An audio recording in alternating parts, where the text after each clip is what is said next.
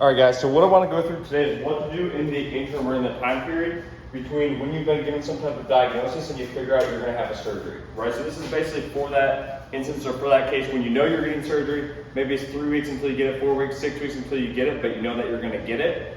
And you've made that decision. Obviously, as you guys know, from my perspective, I'm always like, let's do every possible thing we can to not get that. But this is more for that situation or scenario where it's just like, that is a decision that's been made, that is what's happening. Now, what do you do in that time period?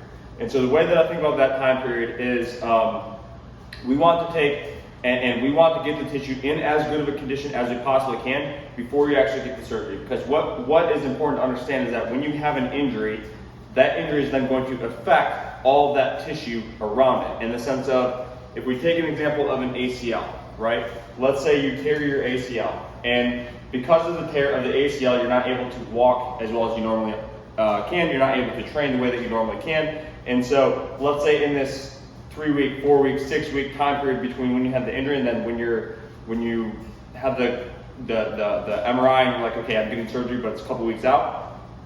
What happens is if that area just like doesn't get trained or doesn't do anything, it responds to that, right? Our body responds to nothing in the same way that it responds to stimulus and training. It's going to adapt regardless. And so what we do is we control the adaptation through what we do, right? And so my point is that if we have that ACL and you don't do anything with it for the 3 weeks, 4 weeks, 5 weeks, 6 weeks, whatever it is, not only is like the ACL itself not going to have any change or it's going to degrade, but also all the tissue that's around that is going to respond in the same way. So think about literally the muscle tissue here, like muscle tissue over the shin, muscle tissue of the calf, muscle tissue in your feet and your toes, muscle tissue in your quad and your hamstring, or even the joints and ligaments that are above and below and around the knee, right? All that is going to be affected because you're not able to walk, you're not able to have your normal gait, and then you're also not training it. And so what I think gets missed a little bit is when we think of training, a lot of times we think like, well, if I can't sprint, I can't jump, I can't lift heavy, there's nothing that I can do. And that's not the case, right? There's still things that we can do we can do things at the hip that don't involve the knee. We can do things at the hamstring, which is what the knee is fine with. We can do things at the quad, which the knee is fine with. Do things at the ankle and the foot and the toes that the knee is fine with to make sure that all the tissue around that is in a good environment. Because the way that I think about it is we want all that tissue to be as clean and lined up and as efficient and clean as possible when we go into the surgery, because then the environment that new ligament gets put into is as good of an environment as possible, right? It would be like,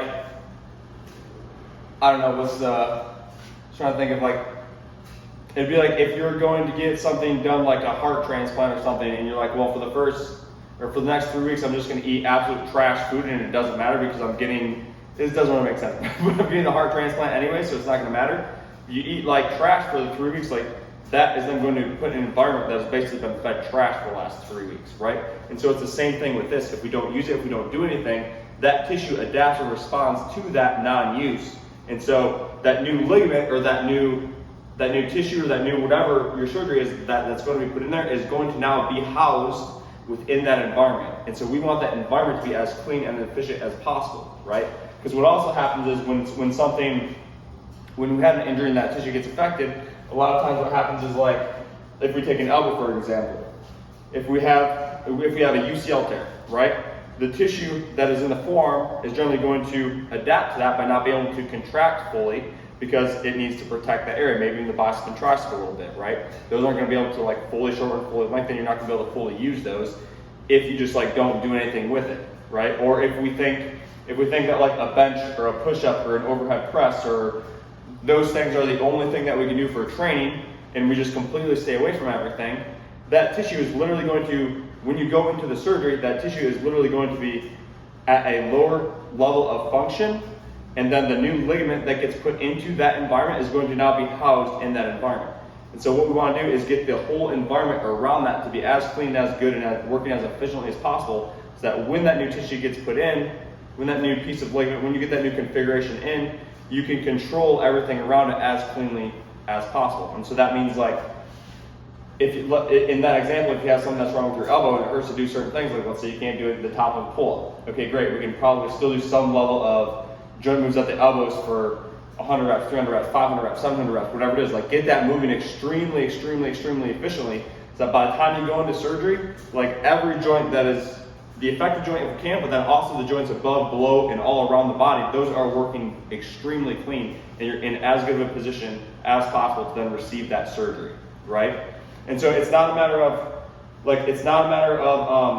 well, I have 3 weeks or 4 weeks or 6 weeks. At least this is my perspective. You don't have to share this perspective, but this is my perspective. It's not a matter of just like, well, I can't do anything. It's like, no, it's very important for you to do something right now. Like it is as important for you to do something right now as it is going to be after surgery, because this is setting us up for that, and it will allow the rehab, the period of time after the surgery, to actually be as efficient as we can get it and as we can make it, right?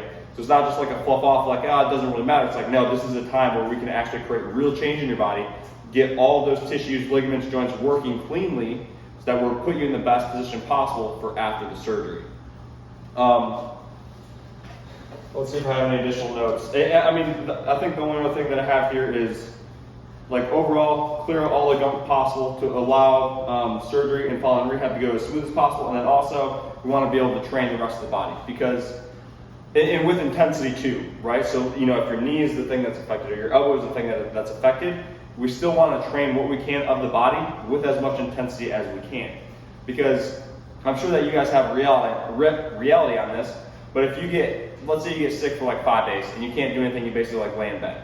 Your overall level of tone, your overall level of like beingness and willingness to pursue something goes down, because you're not able to stimulate, you're not able to kind of like put what you have into anything that you're doing, right? And so that if we don't do anything with the whole system for like 3 weeks, that has an effect on your whole system.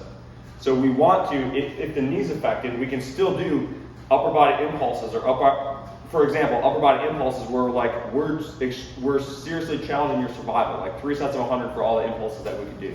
Or, you know, let's say that your elbow is the thing that's affected, right? We can cross your arms.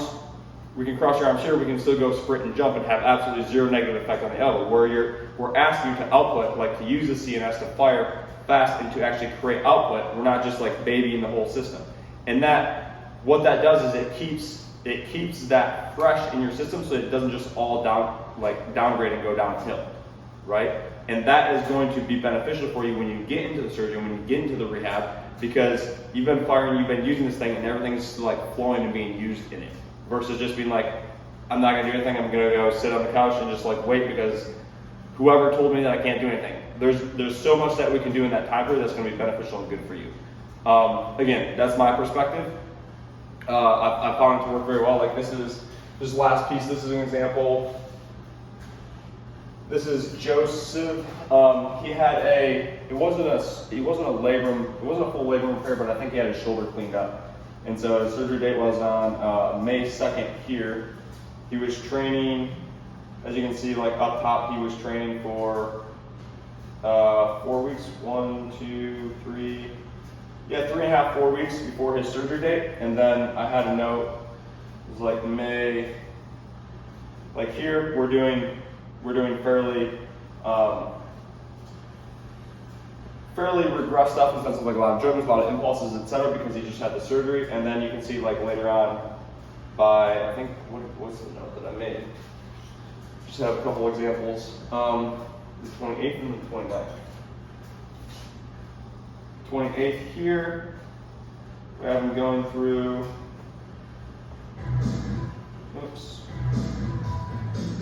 able to do full range knee push-ups, doing pulses in the bottom. So this is less than a month after his surgery.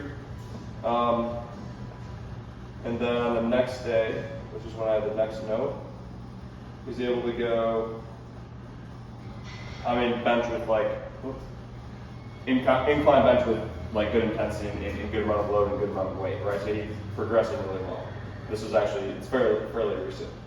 So that's just like one, it's one guy, it's one example, but what I found within my experience is it works well. Like, if you know that you're gonna have some time, absolutely fine. If you don't wanna do anything, great.